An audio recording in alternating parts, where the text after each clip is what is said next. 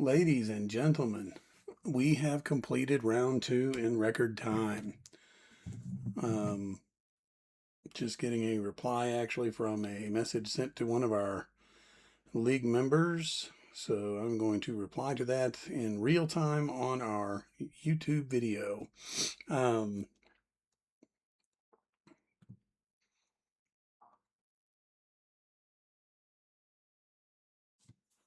let's take a look at what's going on. We got some unusual happenings that we need maybe some conversation about.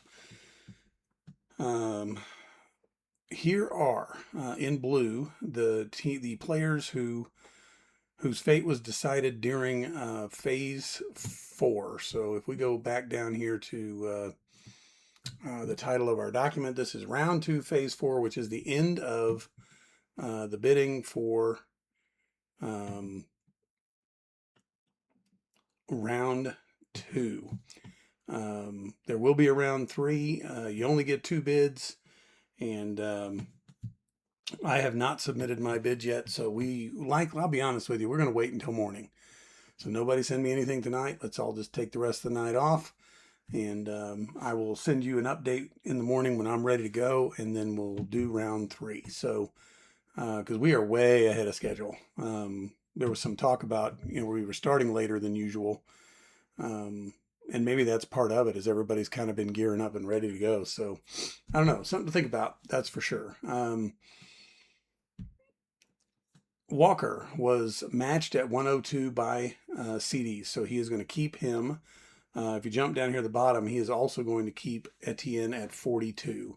I believe, by the way, that that is pronounced Etienne, just like the Miami running back. It's just spelled a lot different. But we have, I think, been instructed by the player that everybody's been saying their name wrong all these years. So not Etienne, but Etienne. Malik Neighbors was matched, so that $50 paid by the Ass Kickers. Trey McBride was matched, so $75 paid by Big D. AJ Brown was matched by Dimitri at $125. I've done the math. He has $41 left to fill his roster, so you better hope injuries don't happen. That's for sure. But believe me when I say discussions were had and explanations were given, and and then we've seen crazier things happen before. So let's roll with it. That's for sure. I can tell you if Dimitri somehow sneaks a big bid in there, somebody alert me because no, he doesn't have enough money for any big bids. That's for sure. Brock Bowers was let go actually by Gotham and signed by Big D for 90. And so we have a unique situation, I think, where Brock Bowers and Trey McBride, the consensus likely two of the top, let's say 4 or 5 tight ends at the very least, if not the top 2, are on the same team. That is interesting. Maybe an even enviable position by Big D. So we get to Prescott, and there was a match of the 115 made by Big D. The match was made by Big D. The bid was made by Posse. But then there was a trade, and Big D traded Prescott to the Posse for Bo Nix. So if you look on the transactions in Sleeper or on the chat room in Sleeper, it shows a trade. You should know as it relates to the league. Once a bid has happened, then the bid has happened. I guess I could say, if we're in the process of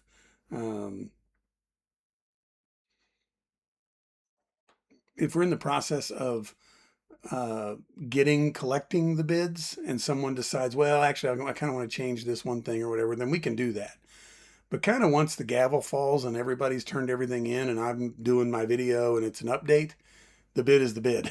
So the 115 sticks. So that goes with Dak Prescott. The advantage to Big D is that he no longer is responsible for that 115. Now the Posse is. But the disadvantage to Big D is that whatever player he gets back, if they haven't been bid on, which in this case they haven't, they can still be bid on. So, you're taking a little bit of a gamble either way, I guess. So, But just know that that trade did happen after the bidding process, so after phase 4, basically. But since we are in our silent bidding rounds, then the salary cap is fluid as it relates to salaries going from one team to another and that sort of thing. So what will happen is basically when Posse does their keepers, they'll select Dak Prescott as one of their keepers. And then once the keeper deadline passes, I go in and I enter all the salaries for all the players, and then it shows how much money everybody has left. Um, there is a little bit of money added back on that we'll talk about later on, but um, not really a significant amount and not enough to make a whole lot of difference in my opinion. But the main thing is that it alleviates a little bit of those bookkeeping errors and that sort of thing sometimes that can sneak through. So um, anyway, Prescott is now on the Posse. Bo Nix is now on Big D. And if you look in the chat box in Sleeper, it shows that that trade was made. Brandon Aubrey was released by the Law Dogs and signed by the Posse for 15. That's pretty steep price for a kicker, but you know what? That's a pretty good kicker. So I can't say that I can argue on that. And then again down here, ETN has been matched by CDs. And so therefore, we have completed round 2.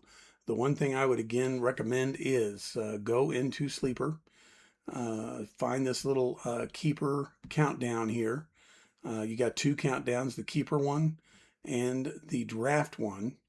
I have got, it looks like 5 days to give myself time to enter all this stuff. Last time I only gave myself a day, and that was a little bit harrowing. So basically, we're going to have Keeper's Lock on September 2nd. And what you should do is any player that you have franchised, any player that you have signed due to matching a bid, any player that you have signed due to being the highest bidder, you should mark as a keeper. You can't necessarily keep anyone yet who has not been bid on. Those are still available for bidding, and so are not necessarily going to be keepers, if that makes sense. So I will turn in my bids again to a neutral source with a time-stamped text, and then I will release you guys to give me your round 3 bids. You should know you're not ever required to bid. If you don't want to, you don't have to. You're not ever required to rebid either. So if you bid and it's matched and you don't want to bid anymore, you don't have to. So just know that that's the way that works. But round 2 is done. And I'm really kind of impressed with us because we did this over a course of, 4 days?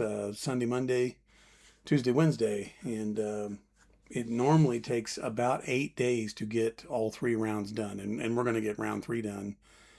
It wouldn't surprise me if we get it done in a day. So we are way ahead of schedule as far as I am concerned. And we will have until September 2nd to decide on our keepers. So that's one of those things where if there's an injury or if there's a trade or something that changes your thinking on your keepers, you can make some adjustments prior to September 2nd. And then the live auction is Saturday, September 5th. I have it scheduled for 7 o'clock my time, which would be 8 o'clock Central.